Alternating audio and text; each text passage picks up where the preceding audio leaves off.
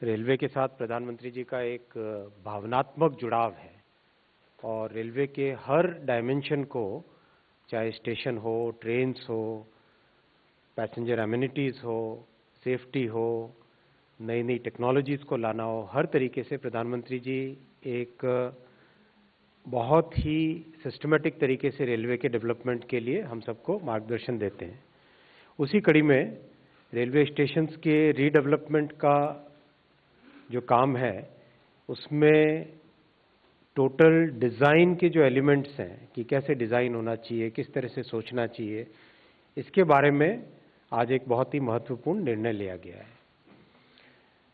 माननीय प्रधानमंत्री जी का ये कहना है कि स्टेशन शहर का एक सेंट्रल प्लेस होता है, तो उसका जो डेवलपमेंट हो वो शहर के साथ एक इंटीग्रल डेवलपमेंट के हिसाब से होना चाहिए।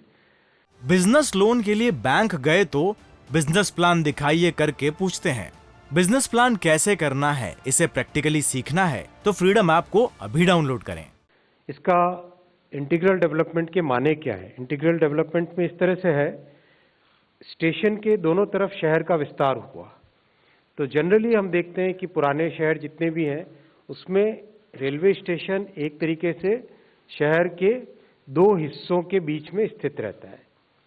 तो स्टेशन शहर के दोनों हिस्सों को जोड़ने वाली कड़ी बने, ऐसा डिज़ाइन का एलिमेंट आना चाहिए। सबसे पहली बात ये।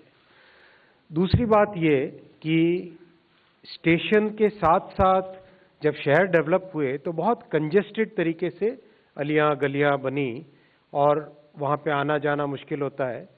तो किस तरह से स्टेशन तक आना, स्टेशन से जाना, उस एरिया से निकलना, इसके लिए जो ट्रांसपोर्टेशन ट्रैफिक का प्लानिंग करना है वो आज के हिसाब से नहीं, आगामी 50 वर्षों के हिसाब से सोच के वैसी प्लानिंग करो जिससे कि कोई भी काम करने में एक स्थायी समाधान निकले शहर के लिए। तीसरा, स्टेशन के अंदर अगर हम जाएं तो आज हम देखते हैं कि स्टेशन की बिल्डिंग होती है, फिर प्लेटफॉर्म होते हैं, फिर पटरियां होती है, फिर एक फुट ओवर ब्रिज पुलिये के ऊपर से अगर जाएं फिर प्लेटफॉर्म्स होते हैं, फिर आगे पटरियां होती है। ये कंस्ट्रक्ट 100 वर्षों से चला आ रहा था। इसकी बजाय एक नया डिज़ाइन एलिमेंट जिसमें कि रूफ प्लाजा एक बने। रूफ प्लाजा का माने क्या हुआ कि जो हमारे प्लेटफॉर्म्स और पटरियां हैं इनके ऊपर की जो स्पेस है, इस स्पेस का मैक्सिमम यूटिलाइजेशन हो सके। यहाँ पे एक नई अर्बन स्पेस बने, एक स्थायी जगह बने जिस पर फूड कोर्ट्स हो, अच्छा वेटिंग एरिया बने, बच्चों के खेलने के लिए जगह बने। मान लो पेरेंट्स जा रहे हैं, बच्चों के साथ जा रहे हैं, बच्चों को उस वक्त संभालना मुश्किल सा होता है। मैं तो जब बच्चे छोटे थे तो कई बार एक बच्चा इधर दौड़ रहा है, एक बच्चा इधर दौड़ रहा है, तो खेलने की एक छोटी सी जगह बन जाए। लोकल प्रोडक्ट्स है, अगर आप जाओ किसी भी शहर के, देश के कोने कोने में जाओ, कहीं पे साड़ी, कहीं पे खिलौने, कहीं पे अलग तरह की मिठाई, जो लोकल प्रोडक्ट्स हैं, लोकल प्रोडक्ट्स की सेल का भी एक पॉइंट हो। तो ये जो रूफ प्लाजा बने, ये रूफ प्लाजा एक नई अर्बन स्पेस की तरह डेवलप हो, जिसमें जैसा आपने कई अच्छे वर्ल्ड क्लास स्टेशंस में देखा होगा, इस रूफ प्लाजा में बहुत सारी फैसिलिटीज रहे। चौथा, हर तरीके से दिव्यांग फ्रेंडली, हर तरीके से पॉसिबल हो, ग्रीन, सोलर पैनल्स लगे रूफ के ऊपर, एनर्जी कंजम्पशन मिनिमाइज हो, सफाई और इन सब की चीज़ों का एक इंटीग्रल तरीके से डेवलप हो। तो ये एक इंटेलिजेंट बिल्डिंग, एक सस्टेनेबल बिल्डिंग, एक ग्रीन बिल्डिंग और एक सिटी फ्रेंडली सिटी सेंटर बने, उस कल्पना के साथ स्टेशंस का डिज़ाइन हो। आप सबके सामने आज कैबिनेट में भी इसका फैसला लिया गया। टोटल देश के 199 स्टेशंस का रीडेवलपमेंट का काम चल रहा है, जिसमें बेसिकली 50 लाख से ऊपर जहां ट्रैफिक है, फुटफॉल है साल का, उन सब स्टेशंस को एक साथ लिया जा रहा है। और जैसे जैसे इसमें प्रोग्रेस होगी उसके नीचे 50 के बाद में 10 लाख से ऊपर वालों को भी नेक्स्ट फेज में लिया जाएगा। इसमें से 47 स्टेशंस के टेंडर निकल चुके हैं और 32 स्टेशंस पे काम फिजिकली चालू हो चुका है।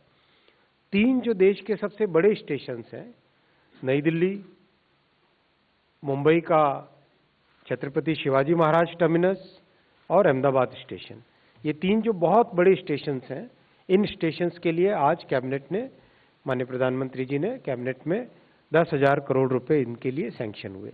उसके डिज़ाइन के कुछ एलिमेंट्स आपके सामने इस प्रेजेंटेशन के माध्यम से रखेंगे। अगर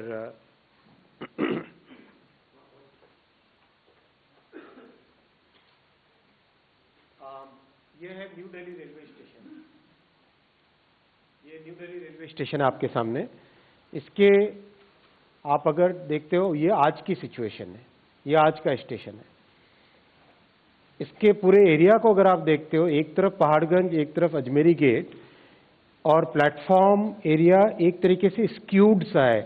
कुछ ट्रैक्स पहाड़गंज की साइड लंबे ज़्यादा हैं, कुछ प्लेटफॉर्म्स अजमेरी गेट की तरफ लंबे ज़्यादा है, और शहर का एक सेंट्रल प्लेस है कनॉट प्लेस, कनॉट सर्कस, जो उसके एकदम नज़दीक उसके साथ ये जुड़ा हुआ स्टेशन है।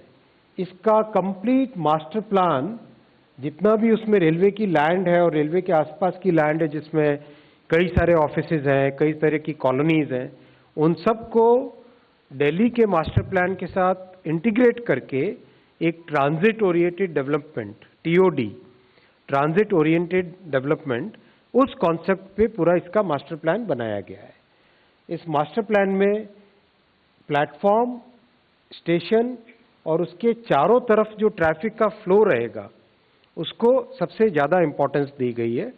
किस तरह से लोग आए तो उनको पार्किंग के लिए स्पेस मिले, वो पार्किंग की स्पेस, 3 यहाँ पे मोड्स इंटीग्रेट हो रहे हैं, रेलवे, बस और मेट्रो, प्लस अपनी पर्सनल कार से कोई आए, ऑटो से आए, साइकिल से आए, इन सारे के सारे मोड्स को सीमलेस इंटीग्रेशन का इसमें प्लानिंग है। किस तरह से ड्रॉप ऑफ जोन्स रहेंगे, किस तरह से पिकअप जोन्स रहेंगे, ये कंप्लीट इसका मास्टर प्लान है। ये आपके सामने कंप्लीट इसका मास्टर प्लान है। 2 जो डोम्स देख रहे हैं आप, ये दोनों डोम्स ऊपर की तरफ जो आपको दिखाई दे रहे हैं, ये डोम्स हैं स्टेशन के डोम्स।